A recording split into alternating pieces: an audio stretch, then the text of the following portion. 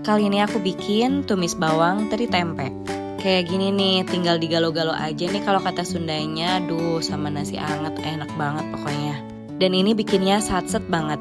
Ini cocok juga nih buat lauk di akhir bulan. Pertama kita rendam dulu teri asinnya dengan air hangat, lalu diberi garam dan didiamkan 5-10 menit.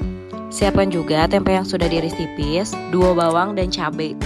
Kita goreng tempenya sampai sedikit kering, lalu angkat dan sisihkan. Setelah itu digoreng terinya sampai benar-benar kering.